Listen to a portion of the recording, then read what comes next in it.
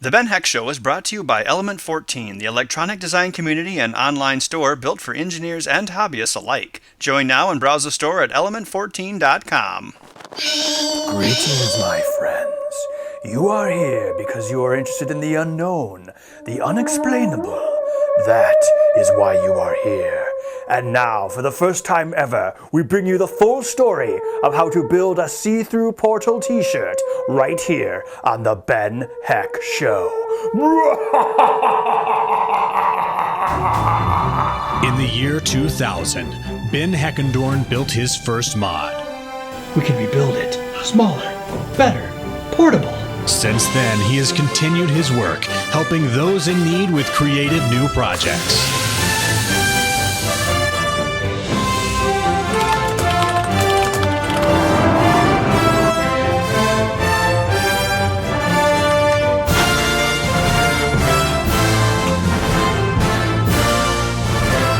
Got an idea you'd like to see built? Why not send it to the Ben Heck Show?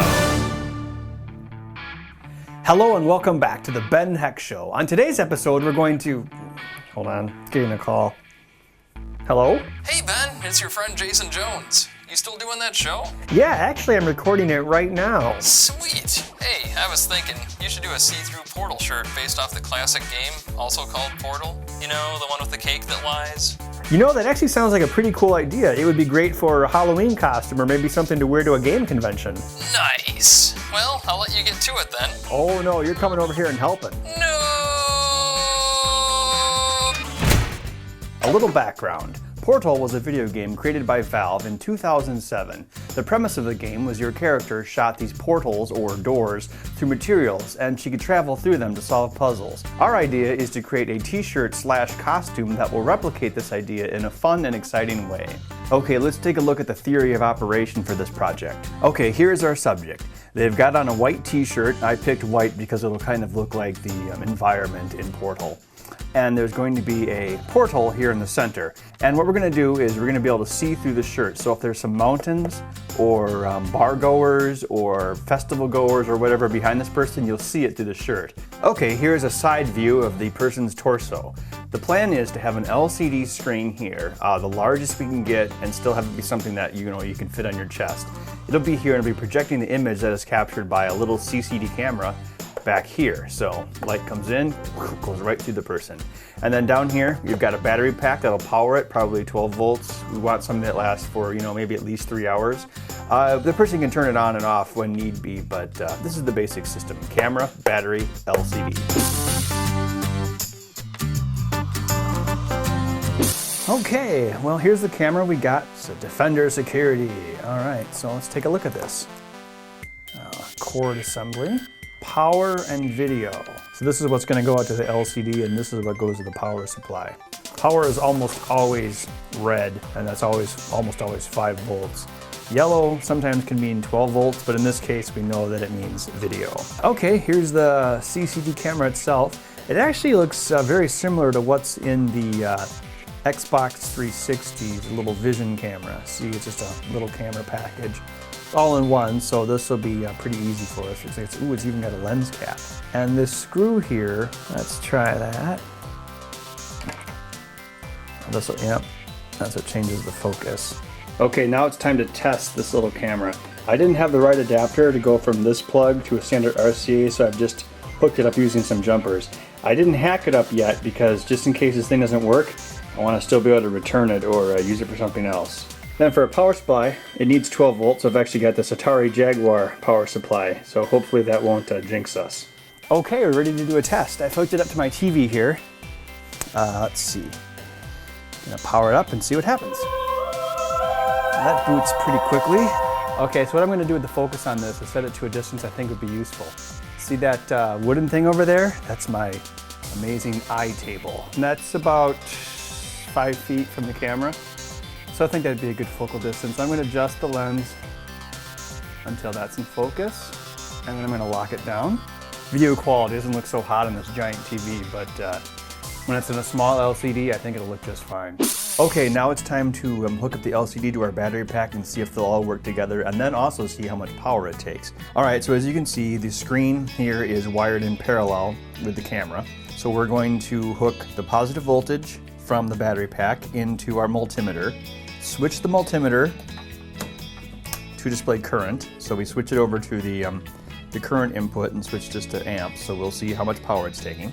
So when you sense amps or current in a circuit, you always want to wire it in line. So the positive voltage goes through the multimeter so it can see how much is drawing, and then goes into the unit. So it's like this. Your multimeter is actually part of the circuit when you test that. And then we hook up ground. Let there be light. There we go. So as you can see, there is the ceiling. It's showing up. And over here we're showing about 390 milliamps. So that's good.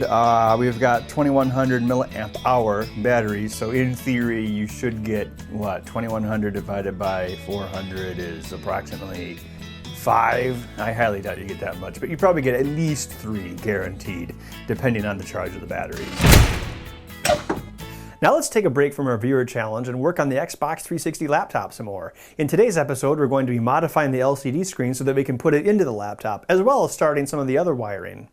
Okay, now we're going to take apart the LCD monitor for use with the Xbox 360 laptop. Now, I like this model. It's getting kind of out of date, but I've used it quite a few times. It's a Gateway 1775W. 17 inches wide screen, has a DVI input, which is more or less the same as HDMI, so we can hook it up digitally. But the thing I really like about this screen is the resolution is exactly 1280 by 720, so it's exactly the 720 HD resolution. So when you hook the Xbox up to it, the pixels are kind of at a 1:1 ratio. The Xbox will work with a strange resolution, you know, something like 1440 by 800. It'll work with that, but there might be a little fuzziness to it. So this one is a nice crisp picture. Okay, to take this apart, we're going to start by putting down a piece of foam. This is just some white foam I got from Hobby Lobby, and we do this just to keep the screen safe. It's always good to be careful. Alright, once all the screws are removed, we can continue to take it apart. And like so many things these days, it snaps apart together. So let's get a screwdriver and find a seam and twist it. See how it starts to open there? Yeah, what do I care? I'm not putting this back together again. Okay, so now it looks like we've got some screws on their sides here. There's a metal mount which holds the LCD, and the metal mount is what's actually attached to the plastic case. And there's another surprise for us here. See how the data cable goes through the shield? So we've actually got to remove the shielding before we can pull out the screen completely. Okay, see this thing here? That's called a ZIF, a zero insertion force socket.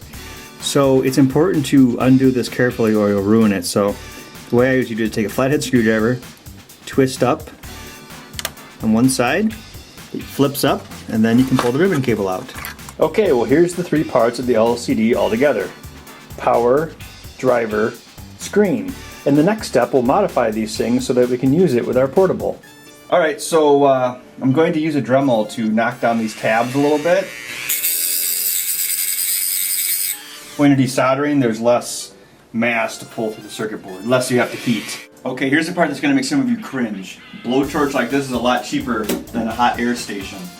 So, you want to get right on it. Now you get your pliers here, so when it comes loose, you'll be ready.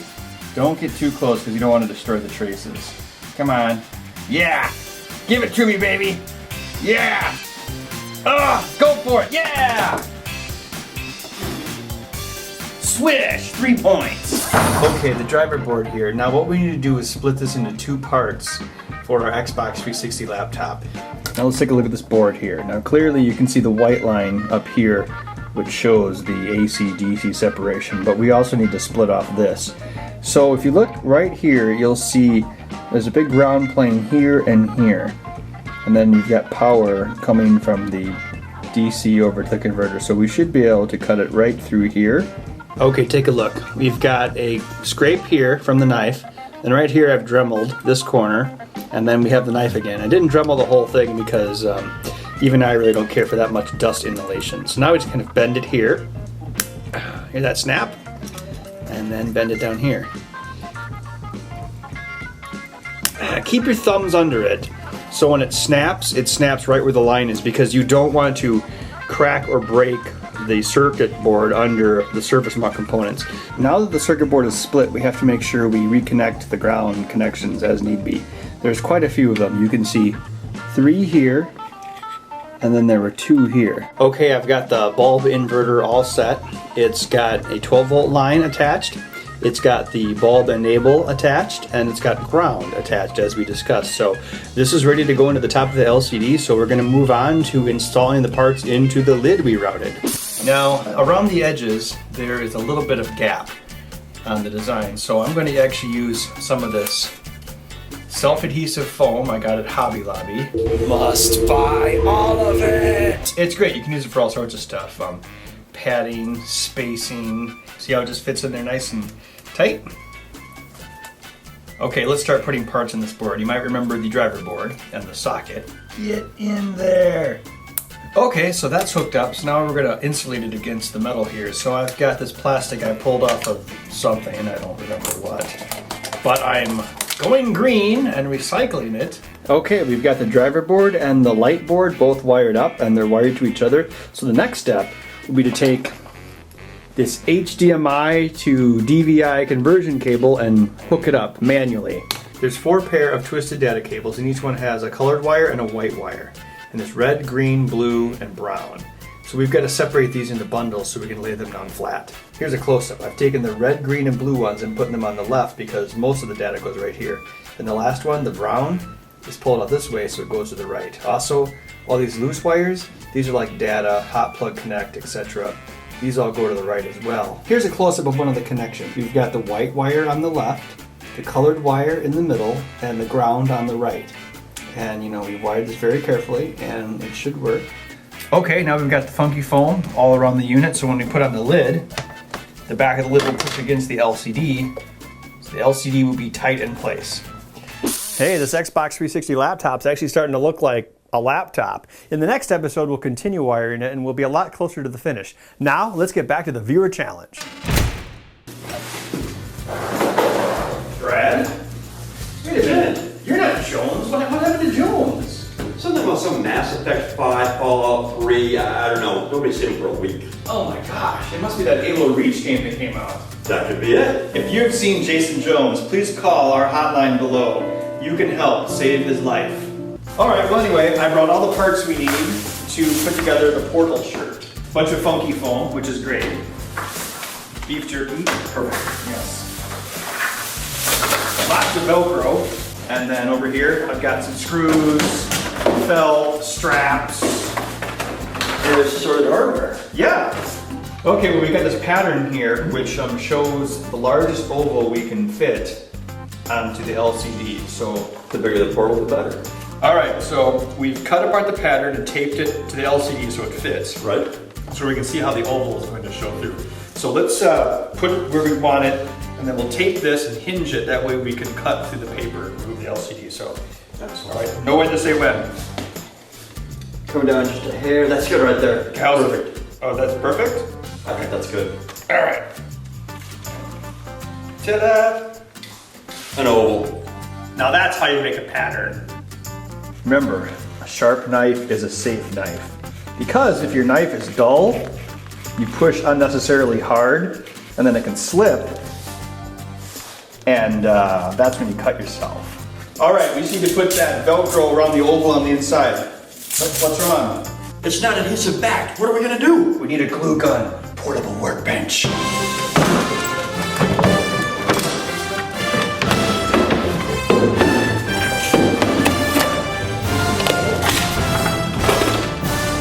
Okay, so what we've done here, we've taken our strips of Velcro, cut them into small pieces, and we used a hot glue gun Yeah. to glue them around the portal of the shirt. Okay, you see the LCD here. The first thing we're going to do is add some funky foam to make all the thickness even, so it basically is a consistent depth. Okay, I've cut out the corners of this pattern so I can match it back up to the LCD, so I know where the top of the LCD is, like the top level.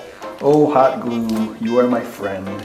I know sometimes I don't treat you right or remember your birthday, but I do love you, hot glue. Okay, so now we're gonna figure out how to hook up the straps. Don't let go, Brad. Okay. Strange, this is not nearly the most ridiculous thing I've ever done in my life. All right, so we'll mark that spot. Well, as I expected, we pretty much made a bra. Okay, so we've got this plastic film that was on the screen. So we're gonna put the Velcro on it, and you can see through the film so we can see our reference oval. So this Velcro will match up what's on the shirt and hopefully give us a nice, you know, pure portal oval. All right, once you fire it up. Ah! God, there's a portal. Oh, hold the battery? Okay, you got the camera still? Yeah. All right. All right, mark, you make a really small mark on the shirt so we don't... And the white shirt? Yeah. Got it? Got it. Here's the center of the shirt, so this is our target for where the lens will be. So you're saying that we'll attach the camera to the white undershirt and then just stick through a hole in the back of the other shirt? I think that'd help hold the camera in place and protect the camera a little bit more. So how are you gonna get the camera lined up the right way so it matches up with the angle of the LCD up front? Well, we have this spare pattern that's got a little bit more left to it, so we put that there, and then we just cut off the bottom of it and line up the camera at that angle, and bam! Now what are you doing with the funky foam here, Ben? Are you using that just to cover up the wiring and the camera, kind of? Yeah, just to kind of give it a little bit of structure. Also, you know, the sewing will hold it in place, and this will make sure it stays straight up and down as much as possible. Ah, gotcha. We'll see how it actually works on the actual shirt. Oh, I've got a portal in me this big. Hey, we got the project done. Will you still be able to return that shirt to Walmart, though? Excuse me, I bought this shirt, but there is a portal in it? Do you have your receipt?